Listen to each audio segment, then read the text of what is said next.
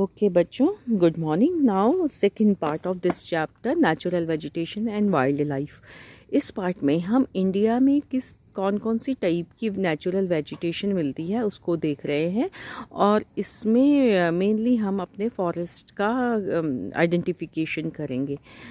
India में basically ये जो माउंटेन टाइप्स हैं, पहला ट्रॉपिकल एवरग्रीन फॉरेस्ट, फिर tropical deciduous forest, thorny forest जिसको कि डेजर्ट वेजिटेशन भी कहते हैं, माउंटेन वेजिटेशन भी इसको कहा जाता है, एंड मैनग्रोव फॉरेस्ट जिसका दूसरा नाम टाइडल फॉरेस्ट है, इसका दूसरा नाम डेजर्ट वेजिटेशन है, इसको माउंटेन वेजिटेशन भी कहा जाता है। तो ये इनके आपको मैंने सब्स्टिट्यूट नाम भी बता दिए हैं। तो these are major types of forest found in India. Okay, now tropical evergreen forest हमने पहले पार्ट में मैप में देखा था, तब आप उसको एक बार दोबारा से बुक में देख लीजिएगा। ये जो फॉरेस्ट होते हैं एक्सक्यूज मी, ये जो फॉरेस्ट होते हैं ये हैवी रेनफॉल के एरिया में होते हैं। आपका एनुअल रेनफॉल के मैप से अगर इसको टैली करो तो आप देखोगे कि जो western Ghat and north east part of the country है, मेनली इसमें देखिए ये जो हमको स्टेट हैं Lakshadweep, Andaman Nicobar, Assam, Tamil Nadu and other parts, Meghalaya वगैरह में भी ये वाली वेजिटेशन हमको मिलती है, वेस्टर्न घाट। तो हर एक वेजिटेशन में एक तो आपको उसका पहली चीज़ आपको हर वेजिटेशन में क्या देखना है, आपको हर वेजिटेशन में पहले उसका डिस्ट्रीब्यूशन का मतलब होता है कि वो किस एरिया में मिलती है, वो आपको बताना है कि इंडिया के किस एरिया में ये वेजिटेशन मिलती है।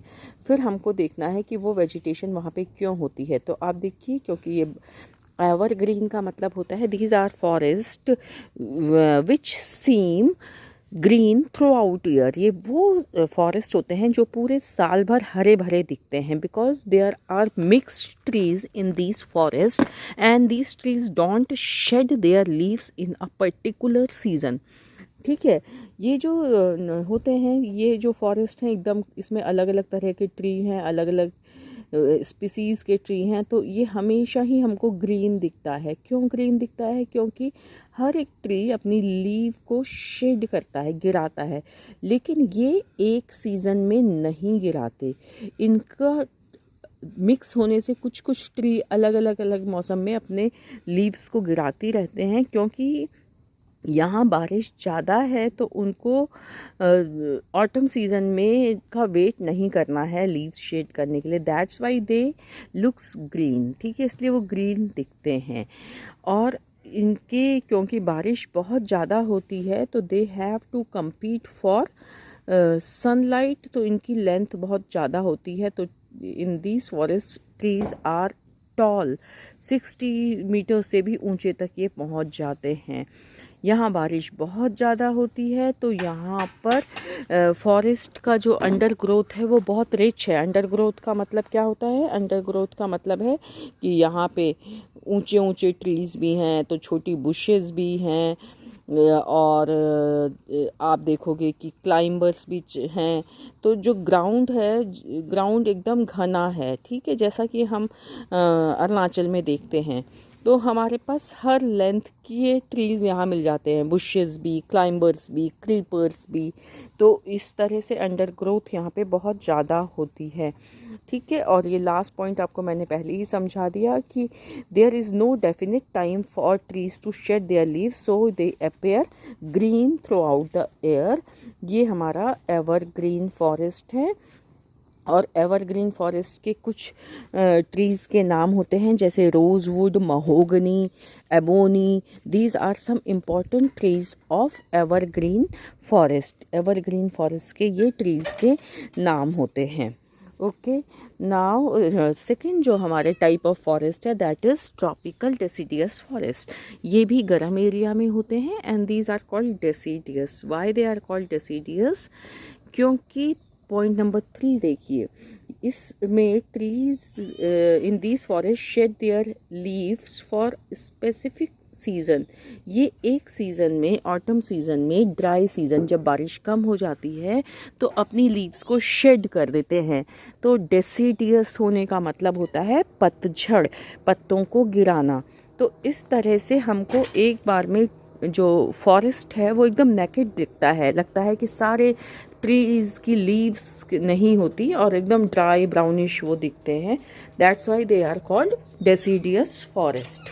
ओके, तो ये इंडिया का जो मैक्सिमम पार्ट है it is covered with deciduous forest, और ये 70 to 200 सेंटीमीटर रेनफॉल के एरिया में हो रहे हैं। डेसीडियस फॉरेस्ट टू टाइप्स के होते हैं, wet deciduous and moist deciduous. जहाँ पे थोड़ा ज़्यादा बारिश होती है उसको हम मॉइस्ट डेसीडियस फॉरेस्ट कहते हैं, और जो 70 के आसपास 70 to 100 होती है वो ड्राई डेसीडियस फॉरेस्ट होते हैं। डेसीडियस फॉरेस्ट के एरिया ये देखिए, इस पॉइंट में आपको बताया है इंडिया का सबसे ज़्यादा हिस्सा इसी से कवर है। फुटहिल ऑफ हिमालय, झारखंड, उड़ीसा, छत्तीसगढ़, मध्य प्रदेश के एरिया, और ये जो पंजाब, हरियाणा, इस सब में भी हमको डेसीडियस फॉरेस्ट मिलता है। और जानते हैं नेचर जो है बहुत बड़ी साइंटिस्ट है। Why they shade their leaves, क्योंकि आपको पता है कि लीव जो है उस लीव से जो एवापोरेशन होता है, that evaporation is called what, transpiration, है ना। आपको ये पता होगा, आप साइंस में पढ़ते होंगे ये। तो वो जिस मौसम में पानी की कमी है उस मौसम में अगर लीव ज़्यादा ट्रांसपीरेशन करेगी तो प्लांट में पानी की कमी हो जाएगी। तो नेचर ने क्या सिस्टम बना दिया, जिस मौसम में बारिश कम है तो लीव शेड हो जाती हैं, जिससे कि ट्रांसपीरेशन थोड़ा रिस्ट्रिक्ट हो जाता है। तो ये डेसीडियस फॉरेस्ट को इंडिया का आप लार्जेस्ट भी फॉरेस्ट कह सकते हैं, जिसने कि सबसे ज़्यादा एरिया इंडिया का कवर किया हुआ है। इसमें आपको एक ये फ़ोटो दिखाई हुई है, जब लाइव क्लास होगी तो मैं आपको इसकी कुछ वीडियोस भी दिखाऊंगी। Tropical, next is tropical thorny forest, इसको डेजर्ट वेजिटेशन भी कहा जाता है। ये 70 सेंटीमीटर रेनफॉल से कम वाले एरिया में होती है, और बारिश कम होने के कारण, अब आप देखो जो आपने देखा ना ट्रीज़ की जो हमने बताया आपको डेंसनेस, एवरग्रीन फॉरेस्ट बहुत ज़्यादा डेंस था, डेसीडियस फॉरेस्ट उनके कंपैरिजन में कम डेंस था। थॉर्नी फॉरेस्ट तो स्कैटर्ड वेजिटेशन मिलती है, मतलब घने जंगल नहीं मिलते, दूर दूर इसमें पेड़ होते हैं, और जो प्लांट्स होते हैं वो कैसे होते हैं, वो कैक्टस की तरह होते हैं। उनके स्टेम में कांटे, थॉर्न्स होते हैं, उनकी रूट बहुत गहरी होती है, उनका जो स्टेम है, जो तना है, वो मोटी लेयर वाला होता है। ये सब इसलिए होता है जिससे कि ट्रांसपिरेशन रिस्ट्रिक्ट हो सके और पानी की कमी प्लांट में नहीं हो पाए। तो ये क्योंकि वहाँ नेचर ने कम पानी दिया है, तो नेचर ने साथ के साथ प्लांट का सिस्टम ऐसा डेवलप कर दिया है कि प्लांट सरवाइव कर सके। Acacia, palm, different types of cactus, ये यहाँ के मेन प्लांट्स होते हैं, और यहाँ पे बुशेस एंड श्रब्स की फॉर्म में हमको वेजिटेशन मेनली मिलती है। ठीक है, और जहाँ पे ओएसिस होते हैं, रेगिस्तान के बीच बीच में जहाँ पे पानी की जगह होती हैं, वहाँ पे हमें थोड़े ट्रीज़ ज़्यादा मिल जाते हैं। तो इंडिया में ये जो है ये मेनली राजस्थान, गुजरात, उसके अलावा मध्य प्रदेश, छत्तीसगढ़, यूपी, हरियाणा में भी हमको ये वाली वेजिटेशन मिलती है, उन एरिया में जहाँ पे बारिश कम है। देन माउंटेन फॉरेस्ट, जिसको माउंटेन फॉरेस्ट भी कहा जाता है, ये इंडिया के पूरे नॉर्थ में हमको मिल रहा है, जम्मू कश्मीर से लेके अरुणाचल तक। ये जो होता है माउंटेन फॉरेस्ट, इसमें वेजिटेशन बहुत ही इंटरेस्टिंगली डिस्ट्रीब्यूट होती है। यानी कि माउंटेन में होता क्या है बच्चों, कि जैसे जैसे माउंटेन की हाइट बढ़ती है, आपको पता है कि माउंटेन की हाइट बढ़ने के कारण क्लाइमेट चेंज हो जाती है, टेम्परेचर चेंज होता है, टेम्परेचर के साथ साथ प्रेसिपिटेशन की फॉर्म भी चेंज हो जाती है। एयर प्रेशर का फॉरेस्ट पे कोई ज़्यादा असर नहीं पड़ता। एयर प्रेशर और वेजिटेशन का कोई डायरेक्ट रिलेशन नहीं है। क्लाइमेट की दो चीज़ें, टेम्परेचर एंड प्रेसिपिटेशन, वेजिटेशन पर अपना असर डालती हैं। तो माउंटेन वेजिटेशन में क्या होता है कि एल्टीट्यूड के हिसाब से वेजिटेशन बदलती है। इसको एल्टीट्यूडनल जोनिंग ऑफ वेजिटेशन भी कहा जाता है। तो माउंटेन का जो नीचे का हिस्सा है, कम हाइट वाला हिस्सा, इसकी क्लाइमेट अलग है। और जैसे जैसे हम अब जा रहे हैं, ठंडा होते जा रहा है, बारिश का अमाउंट भी बदल रहा है और यहाँ ऊपर तक जाते जाते बर्फ़ भी गिरने लगती है। तो आप देखिए, ये आपको दिया है कि जब हम माउंटेन में 2000 तक जा रहे हैं मीटर ऊंचे तक, तो यहाँ पे जो है वो टेम्परेट टाइप का हमको वेजिटेशन मिल रहा है। जब हम इससे और ऊपर 3000 के आसपास तक हम जब जा रहे हैं, ये देखो, तो अब क्योंकि हाइट बदल गया तो वेजिटेशन यहाँ टेम्परेट, ये थर्ड पॉइंट में आप देखेंगे टेम्परेट वेजिटेशन, जिसमें पाइन, देवदार, सिल्वर फर, स्प्रूस ये मिलते हैं। नीचे साल, सागौन, शीशम, ये 2000 तक हमको मिलेगा। 3000 तक हमको ये ऐसे वाले ट्रीज़ मिलेंगे जो कॉनिफेरस ट्रीज़ बोलते हैं, जो ऐसे नुकीले होते हैं और उनकी पत्तियां भी नुकीली होती हैं। 2000 मीटर से नीचे ब्रॉड लीफ फॉरेस्ट, ऐसे चौड़ी पत्ती वाले हमें फॉरेस्ट मिलते हैं। फिर हम जब 3000 से ऊपर जाने लगते हैं तो फिर धीरे धीरे ट्रीज़ की हाइट कम होने लगती है और धीरे धीरे ट्री लाइन चेंज होने लगती है और फिर हमें ग्रास लैंड्स मिलने लगते हैं। घास के मैदान, पास्चर लैंड जिनको कहते हैं, वो मिलने लगते हैं और उसमें विंटर सीज़न में स्नोफॉल हो जाता है, बर्फ़ हो जाती है, और समर सीज़न में घास बहुत अच्छे से उगती है और बहुत सुंदर फूल खिलते हैं। हमारे पूरे नॉर्थ में कई सारी वैली ऑफ फ्लावर्स फेमस हैं और एक जो उत्तराखंड में, उसका तो नाम ही वैली ऑफ फ्लावर है, जहाँ की बहुत टूरिस्ट भी जाते हैं। बाकी हिमालयन एरिया में भी आपको इस तरह के एल्पाइन पास्चर्स मिलेंगे। सो माउंटेन वेजिटेशन में हम ये कह सकते हैं कि हमको एक ही माउंटेन में कई तरह की वेजिटेशन मिल जाए। आपको मैं एक एग्जांपल देती हूँ। जैसे आप नाहरलगन में हम आते हैं तो आप देखते हो नाहरलगन वाला एरिया कम हाइट का है। जैसे ही हम नाहरलगन से ईटानगर भी पहुँचते हैं तो आप देखते हो एल्टीट्यूड चेंज होता है। आप में से जो बच्चे उधर यूपिया होते हुए ज़ीरो जाएंगे तो सेम माउंटेन है, लेकिन हाइट ज़्यादा हो गई तो आप देखोगे उसका वेजिटेशन बदल जाता है। आप उससे और आगे दापोरिजो वगैरह एरिया में जाओ तो वेजिटेशन और बदल जाता है। आप उससे ज़्यादा हाइट में जाओगे तो धीरे धीरे ट्रीज़ कम हो जाएंगे और घास के मैदान शुरू हो जाएंगे। तो एक ही हिल में हमें डिफरेंट टाइप की माउंटेन वेजिटेशन मिल सकती है in mountain area. Mountain area में हम 15-20 किलोमीटर अगर अप की तरह ट्रैवल करें तो वेजिटेशन बदल जाती है। लेकिन अगर एरिया प्लेन है तो हो सकता है जब हम ईटानगर से गुवाहाटी जाते हैं तो 300 किलोमीटर में भी वेजिटेशन ज़्यादा चेंज नहीं होती। जबकि हम ईटानगर से ज़ीरो जाते हैं तो जो कि केवल 100 किलोमीटर है, उसमें वेजिटेशन चेंज हो जाती है। जबकि यहाँ से 330 किलोमीटर दूर गुवाहाटी है, वहाँ वेजिटेशन में उतना चेंज नहीं आ रहा है क्योंकि एरिया प्लेन है।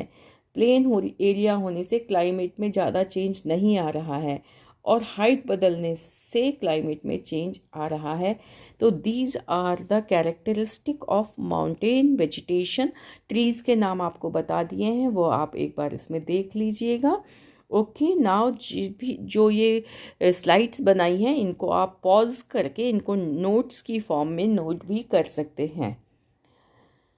ओके, लास्ट हमारा जो वेजिटेशन है, इसको मैनग्रोव फॉरेस्ट बोलते हैं या हम इसको टाइडल वेजिटेशन भी कहते हैं। हम इसको डेल टाइक वेजिटेशन भी बोलते हैं। तो ये वेजिटेशन बहुत ही स्पेसिफिक है क्योंकि ये केवल कोस्टल एरिया में मिलती है।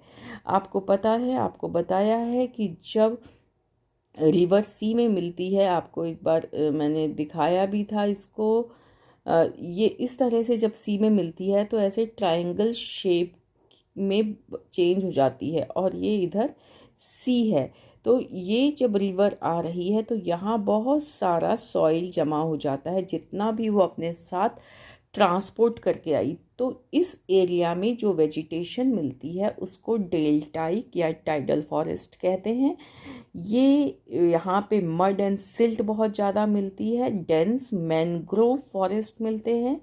इंडिया में कौन कौन से एरिया हैं जहाँ भी रिवर डेल्टा बना रही है? The deltas of Ganga, Mahanadi, Kaveri, Krishna. आप देख लीजिए यहाँ पे कौन कौन से स्टेट हैं। The Brahmaputra and Ganga delta, जो कि सबसे बड़ा डेल्टा है, उसमें एक ट्री होता है जिस ट्री का नाम होता है सुंदरी ट्री। उसी नाम पे इस फॉरेस्ट का एक और नाम हो गया है, दैट इज़ कॉल्ड सुंदर वन। ठीक है, तो हम इसको बोलते ही सुंदर वन डेल्टा इसका नाम पड़ गया है। और मैनग्रोव ट्री की क्या कैरेक्टरिस्टिक होती है बच्चों? ये tree salty water, सेलाइन and salt वाले पानी एंड फ्रेश वाटर दोनों में उग सकता है।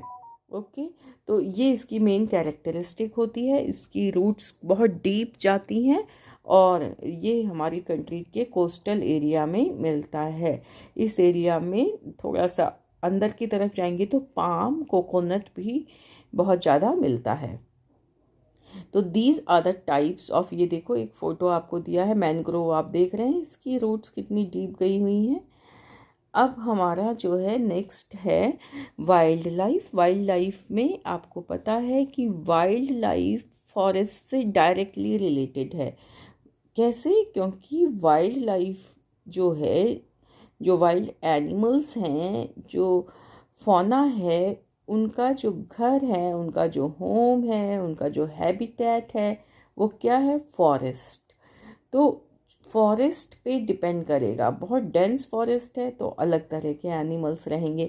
जैसे आपको सुंदरवन वाला एरिया बताया था तो वहाँ पे राइनो वगैरह बहुत मिलता है। ऐसे ही आप देखोगे कि जो हमारे ये एवरग्रीन फॉरेस्ट हैं वहाँ पे रैप्टाइल्स, लंगूर्स, मंकीज़ ये बहुत ज़्यादा मिलते हैं। जो हमारे ट्रॉपिकल डेसिडियस फॉरेस्ट हैं इसमें एलिफेंट, इस तरह के एनिमल्स ज़्यादा मिलते हैं। तो ये हमारा डाइवर्सिटी है, वाइल्ड लाइफ की डाइवर्सिटी। अब आपको इसमें इस चैप्टर में ज़्यादा जो इंट्रोड्यूस किया है वो है वाइल्ड लाइफ प्रोटेक्शन।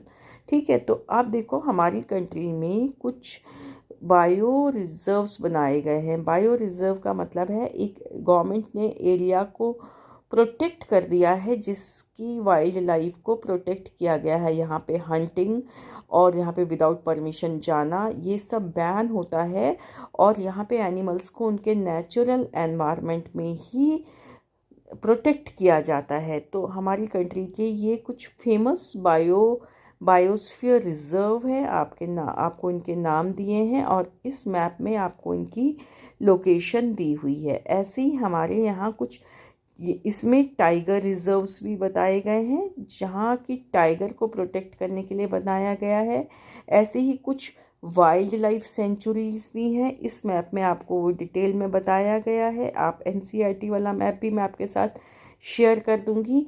तो ये वाइल्ड लाइफ प्रोटेक्शन के लिए हमारे कंट्री में कुछ प्रोविज़न्स किए हैं। एक हमारे यहाँ वाइल्ड लाइफ प्रोटेक्शन एक्ट भी बनाया है, उसको अमेंडमेंट भी किया गया है, और जिसमें हंटिंग को बैन किया है। और इसमें हम वाइल्ड लाइफ में को प्रोटेक्ट करने के लिए वन महोत्सव भी बनाते हैं।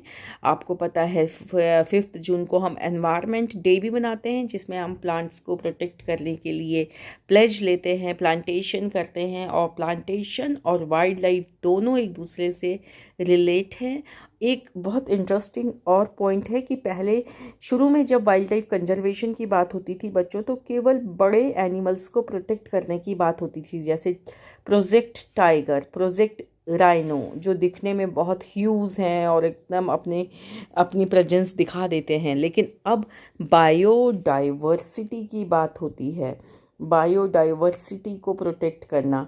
तो बायोडाइवर्सिटी का मतलब क्या होता है कि इसमें जो छोटे छोटे एनिमल्स हैं, इवन जो इंसेक्ट हैं, उनको भी अब प्रोटेक्ट करने की बात हो रही है। आपको पता होगा कि अरुणाचल प्रदेश का तो बटरफ्लाइज का बहुत ही ज़्यादा यहाँ पे वैरायटी है, और बटरफ्लाइज को प्रोटेक्ट करने के लिए यहाँ पे कई प्रोजेक्ट चल रहे हैं। आपको कभी मौका मिले तो आप जाइए, तेजपुर, तेजू से आगे अनिनी वगैरह पूरा दिबांग बायो सेंचुरी है, वहाँ पे प्रोटेक्ट हो रहा है। इधर आप भालूपोंग वगैरह आपने नाम सुना होगा, वहाँ पे भी कई प्रोजेक्ट्स चल रहे हैं। तवांग में कई प्रोजेक्ट चल रहे हैं।